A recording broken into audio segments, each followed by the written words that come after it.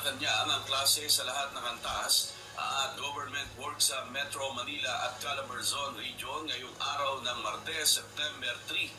Inanunsyo kahapon ng palasyo na walang pasok o levels sa mga pampubliko at pribadong paaralan sa Metro Manila, Cavite, Laguna, Batangas, Rizal at Quezon dahil sa matinding ulan na dulot ng bagyong Enteng. Gayunpaman, mananatili naman ang operasyon ng mga opisina ng gobyerno na nasa health services, peace and order and disaster response. Nasa diskresyon naman ng mga pribadong kumpanya kung magsususpindi rin ang pasok sa kanilang mga opisina. Kakaw Balita ngayon. Iniutos kahapon September 2 ni Pangulong Ferdinand Marcos Jr. ang maagang deklarasyon ng walang pasok sa trabaho at eskwelahan kapag may sama ng panahon. Ayon sa Pangulo, nasa diskresyon pa rin ng mga lokal na pamahalaan ang class suspension sa kanilang mga lugar. Ngunit nais niya na mas mapaaga ang paglalabas ng anunsyo sa deklarasyon. Tiniyak naman ni PBBM na nakahanda ang pamahalaan sa paghahatid ng tulong sa mga naaapektuhan ng mga pagbaha dulot ng bagyo at habag. Nakahanda daw ang... Hello, good morning sa inyo lahat. Good morning. Sa araw ng Huwebes, maulan na naman po tayo. Araw-araw na lang ito. Narinig nyo? Pakinggan nyo po. Patuloy niya initong tinututukan ang lagay ng mga kababayang apektado ng sama ng panahon. The LGUs make their own decision with that, except if there is a region-wide assessment na hindi pwedeng pumasok. Sa trabaho naman, ang tinitignan lang namin ay kung makapunta yung mga empleyado natin, makapasok at makauwi. Ano daw? Makauwi. Kasi pag mahirap pagmas natin sila. Wala talaga ito gobernong ito. Hindi mo lang sabihin. Ibig sabihin, kailangan magpumunta para maging present ka. Tapos, kung pauwiin ka, uwi ka. Hindi na lang diretso yun, no? Nasa private pa rin ang decision kung pauwiin yung mga trabador nila o hindi. Ewan ko sa'yo. At saka, yung sinabi ni Marcos, no? Na laging nakahanda. Diyos mio, Maria Jose, ilang buwan na po, ilang taon na po kayo?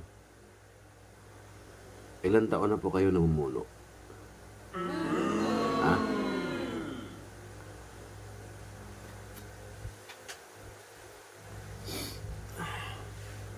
Ilang taon na po kayo namuno? Walang hiya ka. Tapos sabihin mo sa madlang people, nakahanda kayo. Ilang taon na, magtatatlong taon ka na, hindi mo pinaghandaan, nababaha mo. Tapos sabihin mo, lagi kang handa. Tingnan nyo pa ito. Sa kanilang pinagtatrabahuan. So, that's what we are watching now. We're prepared for the aftermath of all of this. As usual, nag-forward placement na tayo ng mga pangangailangan. We will just have to wait for the weather to see what it will do. Ano? Hintayin mo yung weather. Kung kailan matapos yung weather. At sabi naman sa'yo, sabi mo, lagi ka nakahanda. Bakit hinintay mo pang tumaas yung tubig? Bago mo na-rescue, bago mo pina-rescue, bago kayo gumalaw, ang nangyari doon sa may San Jose, Antipolo. Di wala sana ang buhay na damage. Kung sa pag-umpisa pa lang, kung totoo yung sinasabi mo, na lagi kayo nagkakahanda sa mga weather sinasabi mo, hindi mo pa sinabing weather lang yan.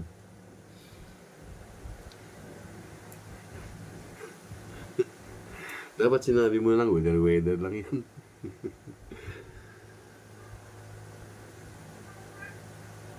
Kaysa sabihin mo nag-antay ka ng weather. Ha? Kung talagang nakaantabay kayo sa mga pwedeng mangyari sa ating bansa, lahat ng mga disaster ng mga empleyado ng gobyerno, sang-ayon sa lahat, sang-ayon sa gobyerno, nakabantay dapat. Dapat naka-ready yung mga rescue team, naka-ready, helicopter, naka-ready, o anong mga pangailangan, naka-ready. Hindi yung naka-ready kayo, may damage na, may buhay ng inutang, may buhay ng nawawala.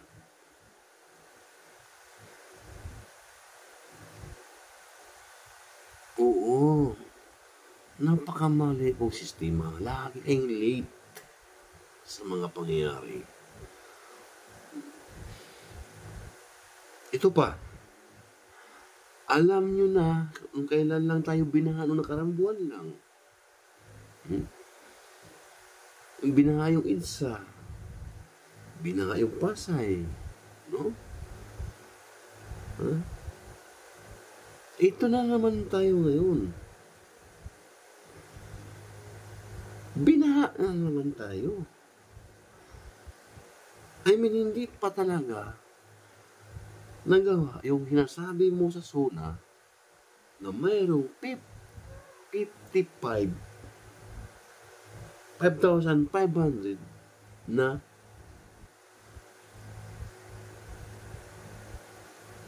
project nyo para sa pang-dispose ng mga tubig na maitapon at hindi baba ang kamanilaan.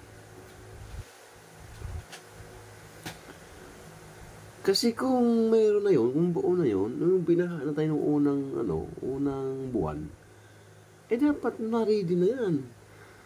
Nakapag nagawa na yan. Ha? Bakit hanggang ngayon binaha pa rin tayo? Okay lang yung baha na normal. Ibig sabihin yung hindi umaabot ng hanggang tao, hindi umaabot hanggang bubong ng bahay. Okay lang yun. Yung mga hanggang tuhod lang, pwede yun. Yung kaso, ilan na po tayo mga kababayan ang nawala ang buhay ng dahil sa tubig, ang dahil sa rumagasa na tubig. Na alam naman natin na binaha na tayo nung nakarang buwan. Bakit hindi natin itanim sa ating kukuti na baka mangyari ulit? Tayong lahat na sa gobyerno, umaksyon na. Dapat ganun ang sistema na ginagawa mo, PBBM.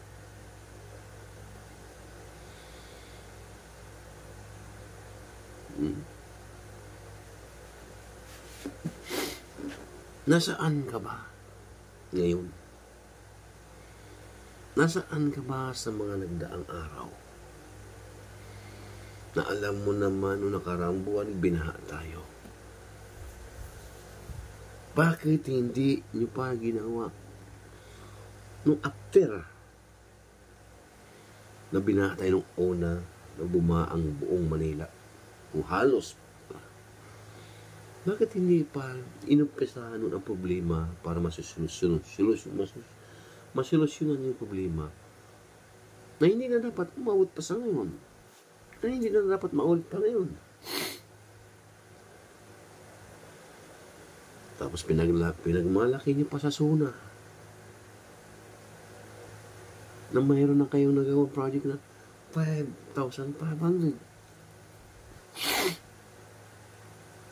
Tuloy-tuloy naman yung baha na nangyayari sa gobyerno mo. Di ba? Laki ng kayaan. Pero parang hindi ka nahiya, no?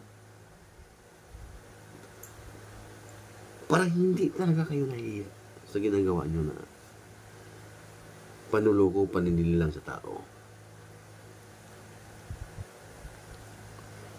Parang okay lang sa inyo na mayroong mga taong agrabyado. Parang okay lang sa inyo na mayroong taong nasasaktan at nabudol sa inyong mga pangako. Parang baliwala sa inyo yung mayroong mga taong naghihirap.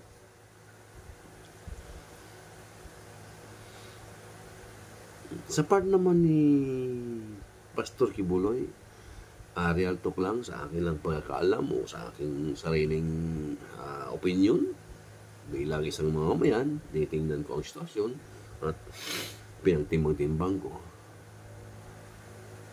Sa akin lang po bilang mamamayan, sarili ko lang opinion to. Parang lumabag na po tayo sa due process. Wala na po tayo sa due process. Overkill, o baga, over-arrested to them.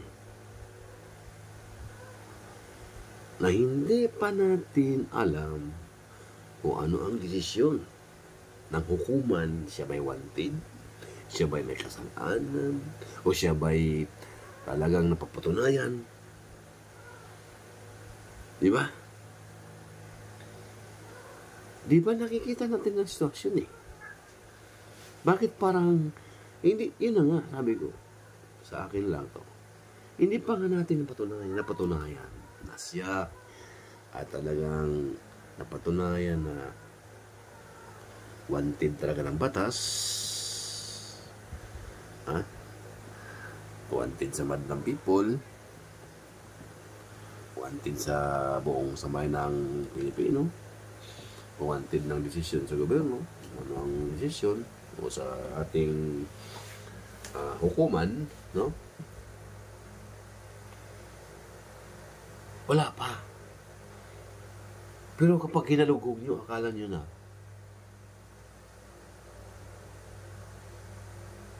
yung walang treasure. Isang malaking treasure na hinahanap nyo. No? Parang Yamashita ang hinanap nyo.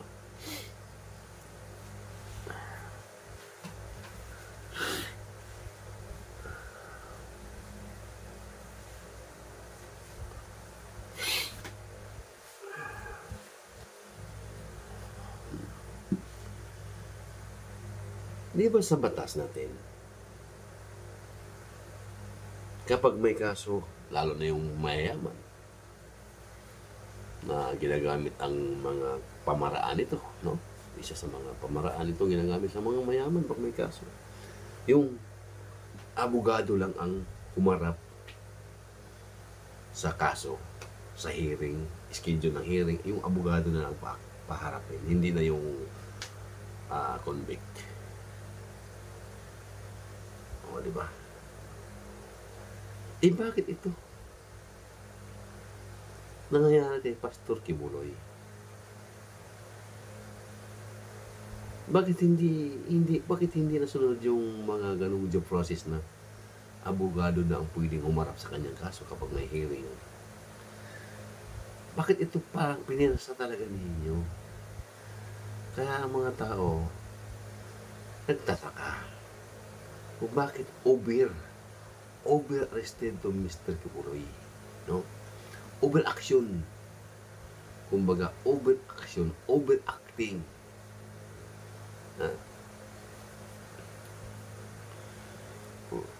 Kaya yung tao, tago ng tago. Kasi na-overacting siya, kung ano baga siya.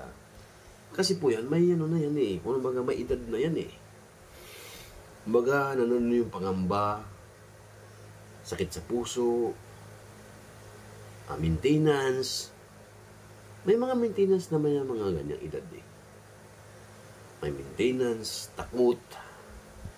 Kaya dahil sa over-arrested ng mga ang dami nyo, parang nabigla yung tao. Na dapat hindi magtatago, nagtatago na lang dahil sa impact ng dating nyo, sa dating nyo pa lang na persado, nag-overacting din siya. Kaya ang nangyari, parehas kayo nag-overacting kasi nagkanya-kanya dipinsa Pero kung malumanay dapat yung sistema ang ginagawa ng gobyerno, malumanay ba yung sumuko ka na pag-usapan natin yung hindi nag-intindihan, mga bagay-bagay. Yung walang duda, ibig sabihin walang, yung mapagkatiwalaan naman yung sasabihin mo, hindi yung pagdating ng huli na doon mo na samantalain, hindi yun. O gano'n ng gano'n. Kung ano yung sasabihin mo, tuparin mo. Ganun dapat ang sistema ginagawa para hindi siya mag-overacting. Tapos na akal-kal kayo ng kalkal. Akala nyo sa inyong lugar yan.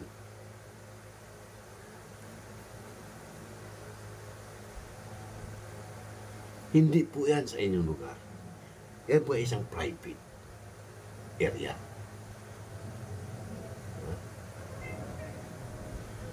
Isang private area na kahit sino hindi pwedeng labagin ang sistema at ang patakaran at protocol na trespassing ka dyan.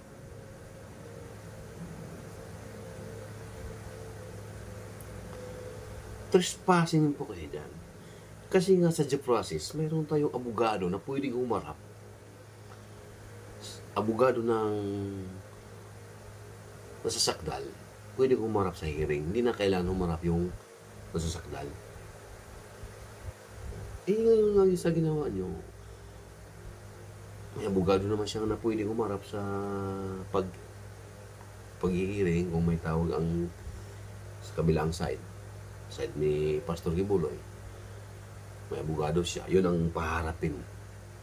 Yun ang harapin. Sa ginawa nyo na yan, na parang hindi sinusunod ang ganung sistema na pwedeng humarap yung abogado ni Pastor Kibuloy sa husgado kung may hearing. Hindi na kailangan si Pastor Kibuloy pang humarap. Ngayon pinirsan nyo, nawala yung ganung sistema. Trespassing po ang kaso niya.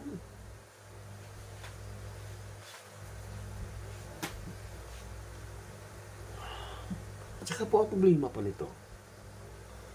Ang dami talaga harapin talaga ang gobyerno ng problema. Kung makatagpo lang sila ng mabibigat na ang problema lang kasi hindi nila kakampi ang human rights. Yung human rights.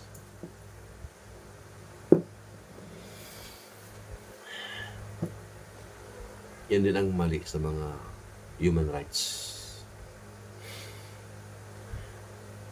Parang nakikita natin na mayroon silang sistemang kinakampihan. Kasi bakit ito? Ang dami naman nangyayari sa QJC compound. May nangyaring harassment. May nangyaring sakitan. Pero nasaan po yung human rights? Human rights ba yan? Human rights. Nasaan po kayo? Bakit hindi kayo pumasok sa ganung sistema para magitan kayo?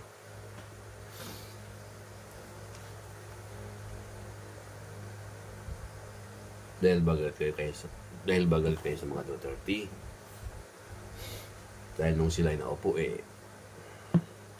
nasa kasaan kayo. Hindi lang po. Hindi po yun. Hindi dapat niyong dibdibin niyo. Kasi disiplina po yun sa isang gobyerno.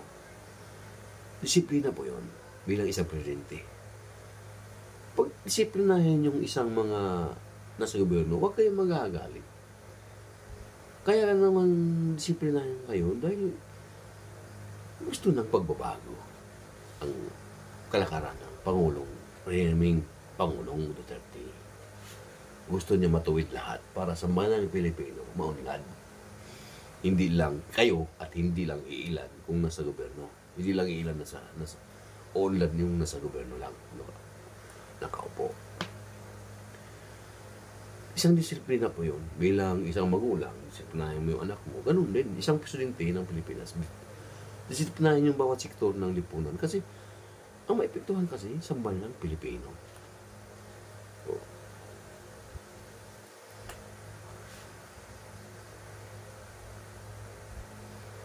Una, saan kayo ngayon sa nangyari sa QGC? Bakit nahimik ang human rights? Bakit hindi kayo pumapapil? Bakit nagbingbingan at nagbulag-bulakan kayo sa mga nangyari ngayon? Ay, ang dami na nasaktan sa KOJC. Tao rin naman yun.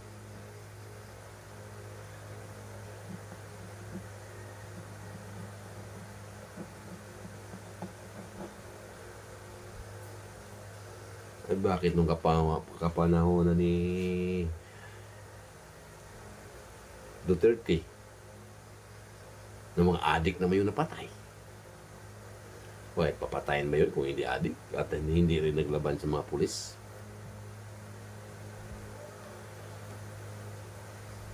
Kung hindi ka lalaban, hindi ka naman papatayin ng gobyerno eh.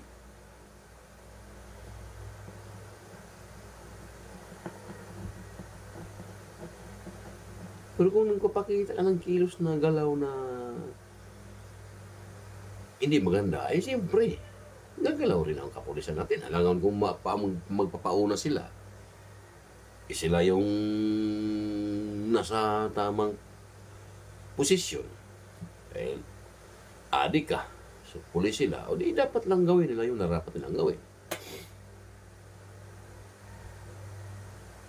O nasa, di ba? Pinasok ng human rights yun. Nakikialam sila at kumampi sila sa mga sa mga adik. Eh bakit ngayon?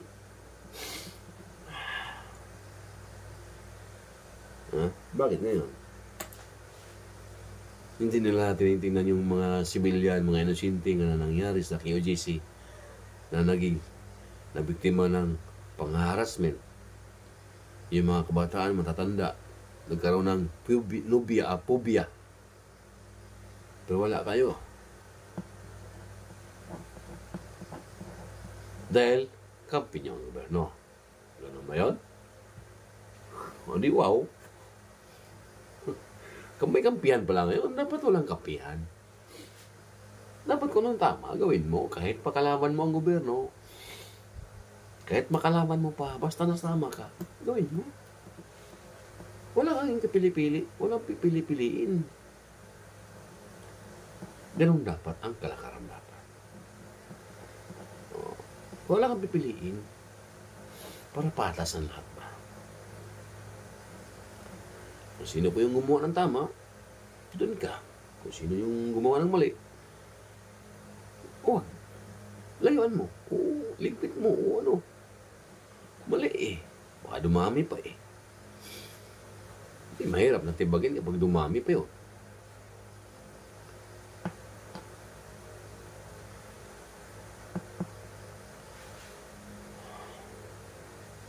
Yan ang nagkaproblema sa atin.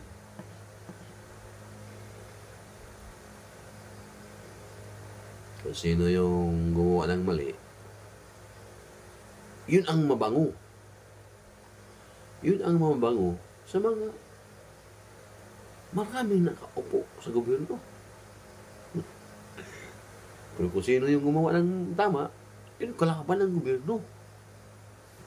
Ganun. Ganun nangyari. Kasi na-obserbahan ko eh. For example, isa kang magaling na polis, isa kang matinong polis. Dahil sa pelikula, mapanood mo naman sa pelikula eh. Isa kang matinong polis. Hindi lang naman sa pelikula. Yung mga nangyari sa pelikula, totoo yan. Ganun din nangyayari sa personal at sa totoong buhay. Matino kang polis. Nalinis mo yung lugar na to. Eh mga nakalaban mo, matataas.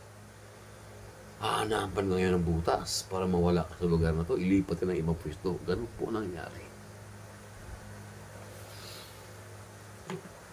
Ganun po nangyari.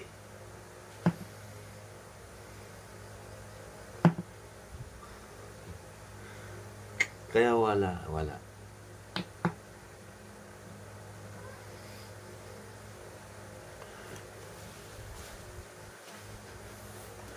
O sa ating mga, shout out po sa inyo mga OFW nating mga kababayan sa iba-ibang sulok ng mundo. Kumusta po kayo ngayon? Madaling araw po ng Huwebes sa Pilipinas. Ito po si Cruz MTV. Huwag niyo po kalimutan mag-subscribe po sa YouTube channel at sa Facebook page. Pindot na rin po yung bell button natin dyan para active po kayo at masubaybayan nyo lagi ang aking mga videos na i-upload.